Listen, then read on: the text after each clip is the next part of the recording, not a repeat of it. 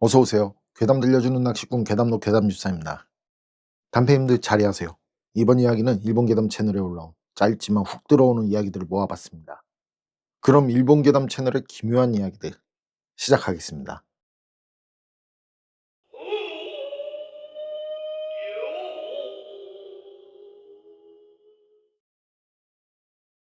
길을 안내하는 사람. 선배의 이야기입니다.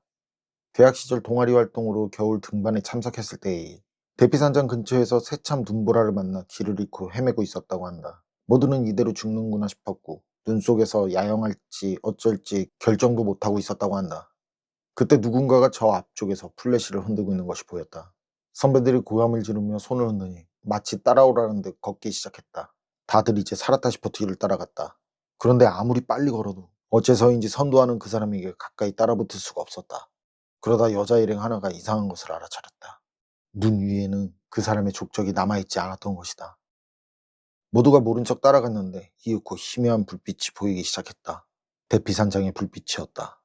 그리고 앞에서 선도하는 형체는 어느샌가 사라져버렸다. 그 사람 모양의 형체는 그 산에서 조난당한 사람의 영혼이었는지 아니면 그 무엇이었는지 알 수는 없지만 후일 선배들은 등산로 도중에 있던 조난자 위령비에 꽃을 바치러 갔다고 한다. 대국약속. 할아버지가 단지 내 계단에서 낙상해 돌아가셨다. 우리 가족들은 슬퍼할 겨를도 없이 허둥대며 찌야 준비와 장례식장을 수배하는 한편 할아버지의 지인들에게 부고를 전하고자 연락을 했다.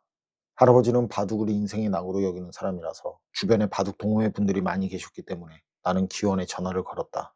그러자 전화를 받은 사람이 웃으면서 사토시 거짓말하지 마. 니네 할아버지 지금 저기서 친구랑 바둑 두고 있는데? 라며 믿어주지 않았다. 나는 어쨌든 간에 정말입니다라고 설명하고는 전화를 끊었다. 그 후 찌야와 장례식장에 많은 바둑 동호회 분들이 와주셨다. 그리고 그분들은 모두 입을 맞춘 듯 할아버지는 분명히 기원에 왔었다고 말했다. 그럴 리 없다고 내가 얘기해도 모두 아니라는 것이었다. 분명 기원에서 할아버지를 봤었다고. 그런데 그때 내가 전화를 했을 때 할아버지와 같이 바둑을 두고 있었다는 분이 그러고 보니 할아버지가 오늘 이상한 말을 했다고. 도중에 돌을 던지는 일은 항상 있는 일인데 돌을 던지자 그때 마지막까지도 나의 승리로 끝났다라고 하길래 아직 완전히 승부가 끝난 건 아니라고 받아치고는 잠시 화장실에 갔다 돌아왔더니 할아버지가 어디에도 보이지 않았다는 말을 했었다. 그리고 동호회 분들이 하는 말. 돌아가신 날 할아버지와 그분이 대공 약속을 하셨고 그 약속 때문에 죽은 뒤에도 기원을 찾은 것 같다는 말들. 바둑을 둘 때면 식사도 잊을 정도의 사람이었기 때문에 죽어서도 대공 약속을 지키려고 한 것 같다는 말이었다.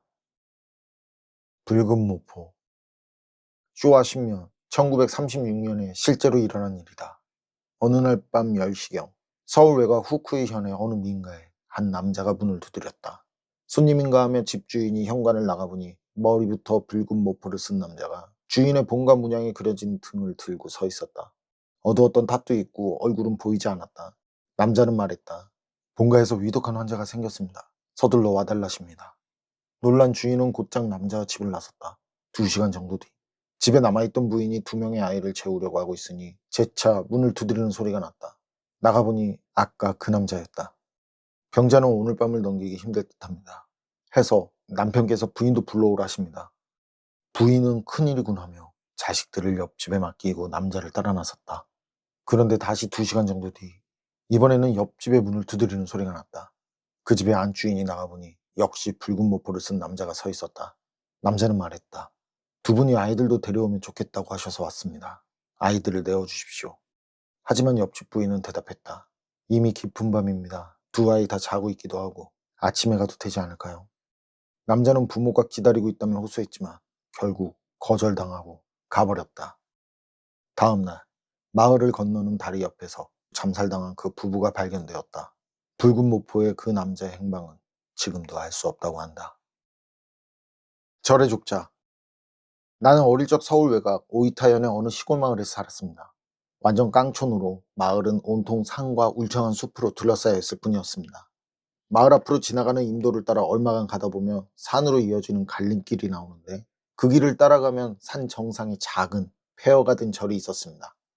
꽤나 낡고 무너져서 으스스한 분위기를 자아내고 있는 절이었기 때문에 호기심 왕성한 아이들조차 그곳에서는 놀려고도 하지 않았지만 어느 날 친구 몇 명과 함께 그 폐사로 탐험을 가게 되었습니다.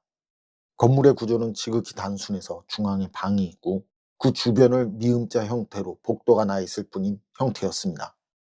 현관으로 들어가 복도를 따라 나아가다 만나는 막다른 곳에서 오른쪽으로 도는 것을 2번 하니 방에 도착하게 되었습니다. 하지만 아무도 관리하고 있지 않은 폐사인지라 먼지 투성이인데다 별달리 뭐가 있을 턱도 없었는데, 다만 벽에 스산한 느낌의 여자가 그려진 족자가 걸려 있었습니다. 그곳에서 우리는 그 족자를 전리품으로 챙겨가기로 했습니다. 그런데 밖으로 나가려고 먼저 왔던 루트와 반대로 왼쪽으로 2번을 꺾어 돌았지만 건물 밖으로 나가는 통로인 현관이 보이지 않았습니다. 뭐지? 라고 생각하며 다시 복도를 따라 막다른 곳에서 좌측으로 돌았지만 역시나 현관은 나오지 않았습니다. 우리 모두의 얼굴에는 핏기가 가셨습니다. 누가 먼저라고 할 것도 없이 뛰기 시작했습니다만 아무리 뛰고 찾고 찾아도 출구는 보이지 않았습니다. 갑자기 족자를 들고 있던 아이가 비명을 지르며 가지고 있던 족자를 던지듯 놓아버렸습니다.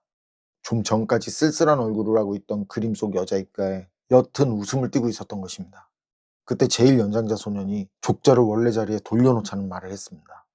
우리는 이미 죽은 목숨이다 싶었고 방으로 되돌아가는 것도 내키지 않았지만 제일 침착했던 그 소년을 따라 기분 나쁜 그 족자를 조심히 벽에 되돌려 걸어놓고 재차 복도로 나왔습니다.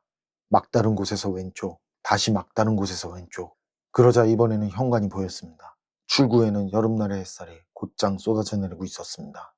우리는 무슨 소리인지도 모를 비명을 질러가며 밖으로 뛰쳐나갔습니다. 그 이후 우리는 2번 다시는 그 절 근처에도 가려 하지 않았습니다. 거기 누구 있어? 실화입니다. 내가 초등학교 때 어린이회에서 봉오돌이 때 연주할 음악 연습을 하고 있었습니다. 연습은 저녁 7시경에 근처의 신사에서 행해졌고, 신사에서 좁은 비탈길을 따라 내려가면 절과 묘지가 있었는데, 그날은 그 비탈길에 하나뿐인 가로등이 고장나서 켜졌다 꺼졌다 하며 깜빡거리고 있었습니다. 친구 중 하나가 담력 시험하러 가자는 말을 꺼냈고 나는 모두가 간다고 해서 마지못해 따라 나섰습니다. 비탈길에 가로등 가까이까지 갔을 때 팟하며 전등이 꺼졌고 캄캄해진 전등 아래에 착시인가 싶은 생각이 드는 하얀 형체가 희미하게 보였습니다. 나는 쭈뼛쭈뼛 "거기 누구 있어?" 라고 말을 걸어보았습니다. 다음 순간 기겁을 하는 비명소리와 함께 나를 남기고 모두 일제히 튀어 도망갔습니다. 혼자 남겨지면 곤란하다 싶어서 나도 황급히 모두의 뒤를 따라 신사까지 달려가서는 모두에게 물었습니다. "니네들 왜 도망갔어?" 그러자 친구들은 "못 들었던 거냐며 있어요 라는 대답이 들려왔다는 말을 했습니다.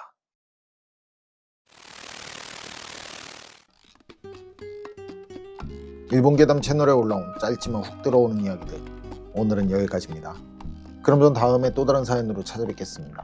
늘 건강하시고 평온하세요. 함께 해주셔서 고맙습니다.